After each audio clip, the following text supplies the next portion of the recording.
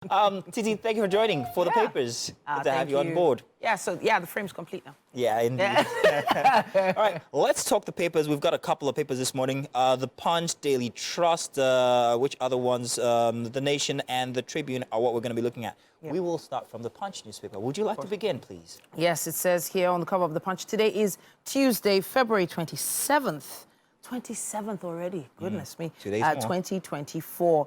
Headline says 12 years after, Tinubu adopts Oronsaye report, merges agencies. Tinubu orders SGF panel to implement mergers in 12 weeks. Minister rules out job losses.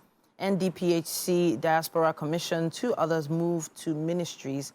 PTAD abolished. I just wanted to say something real quick about this. 12 years ago when this report was submitted, it seemed like the best way to go because of the multiple, functions, multiple functions of some of these ministries. Some of them are doing the same thing. You can even still see it in your daily lives when it comes to what the, your traffic, for instance, authorities, for instance, duplications of efforts. Now, how many people are in these ministries that are collecting the same, that are collecting amounts for the same job?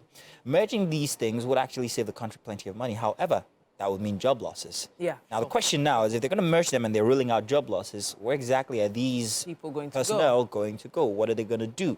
It would not be a case of redundancy when it comes to the activities that they were meant to do. But then again, I guess that there's so much that has to be done when it comes to Nigeria that So 12 years ago and today, there's probably a lot more things that need to be done in different areas. There are new industries that have evolved over 12 years. There's things like, even just IT probably has expanded by 300%.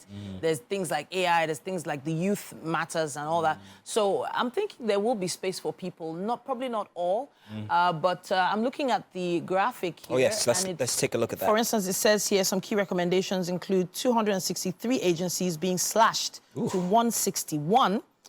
52 agencies to be merged, 14 to be downgraded into departments in ministries as opposed to being a single ministry in itself. So maybe the jobs will be retained. It's just that they are no longer considered a ministry, just a department within another. What's much more relevant to every single person is how much will be saved with this effort, and where are those monies going to be directed toward? So it's a really interesting infographic on the cover of the Punch. You should check it out. Thank you very much, Punch. If you want to see more. CBN sells over $300 million to banks as Naira gains. Yay. It says here, SANS list expectations as Supreme Court justices rise to 21. That's what we have on the cover of the Punch. Oh, yes. There is also one that I'm sure we'll find in other papers. Customs suspend rice sale after 7 die in stampede. But let's see if we find that in other iterations on the other dailies. Moving on now to the Daily Trust newspaper. I'm going to be quick with this one so we can get to the Nation. Protests in Lagos, Osun, Edo over hardship, FG Labour meeting deadlocked. IG puts officers on red alert, warns troublemakers, begin food importation now, TUC tells the FG.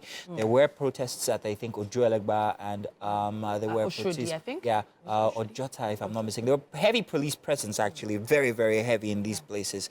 We'll talk about that some more. Reps to conclude Constitution Amendment in 24 months. Rail sector starved of Forex, says NECA, and water scarcity hits the FCT. You must remember that the FCT is very arid.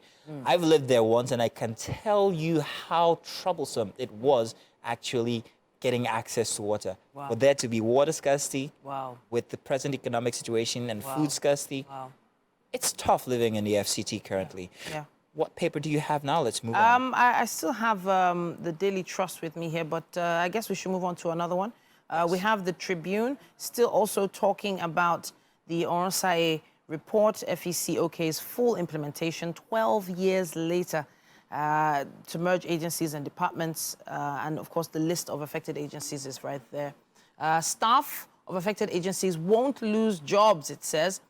Committee get 12 weeks to perfect legal framework, restructuring. So 12 weeks is what, 3 months? About 3 months. 12 weeks, yes, that's 3 months. To make that happen. In media the whole terms. quarter.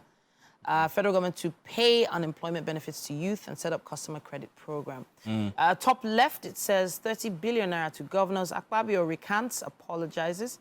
FEC okays 1 trillion naira for phase 1 of Lagos Port Harcourt Calabar Coastal Road. And let's see what else we have here.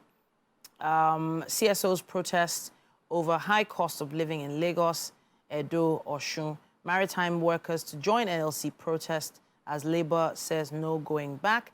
Police put personnel on alert nationwide. There's also that headline: Customs suspend rice sale over the stampede. I think there is a Yaba outpost where they were distributing these seized rice, if I'm not mistaken, from the borders, and that was one of the places we had these instances. I don't know if a suspension is the best thing, however, and I'm wondering if what everybody else out there thinks, because we do need these, what do you call them, palliatives. Quite frankly, it seems like a good idea. However, how it's been distributed is the matter now. The mechanism behind that, how many people are getting reached. There is also talk about the fact that most people who absolutely need these aid won't go get it. Most people who go get it would actually sell it.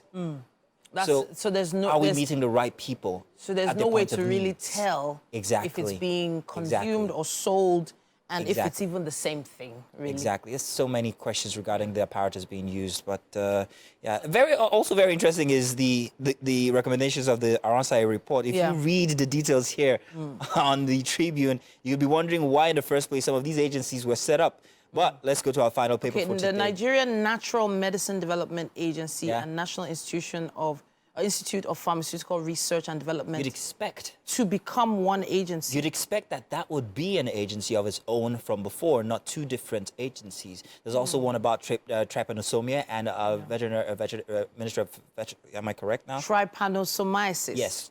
Right? But I don't know what that word means. I won't lie about that. I'll explain it to you. Tell me.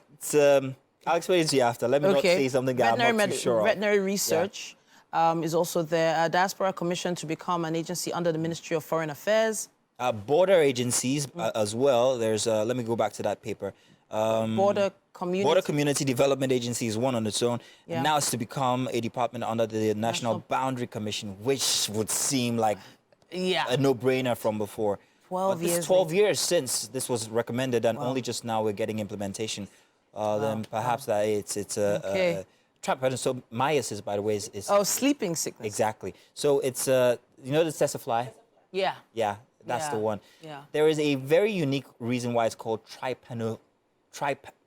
Trypanosomiasis. Yeah. Which is, if I told you the detail, is very, very irritating. Okay, you know what? All right, the Nation I don't newspaper. plan to be irritated. Yeah, so let me not gore you out. Okay. The Nation newspaper. Now, many federal government agencies, department to go into major rejig. We just read about this, and that's what we're still talking about. Mergers also to take place for efficiency, implementation of Aransai report, not to sack workers. Still wondering how that's going to work. At the top of the Nation, way out of economic crisis by TUC. Protest police on alert. Supreme Court gets full complement of 21 justices, and Southwest speakers demand state police power devolution. FEC approves 1.07 trillion naira for Lagos Calabar Coastal Road, and there's more with a chart on the Nation newspaper. Everybody's going the way of charts these days, and this is actually very good for easy consumption. Nigeria reaping the benefits of reforms. Some very interesting details on there.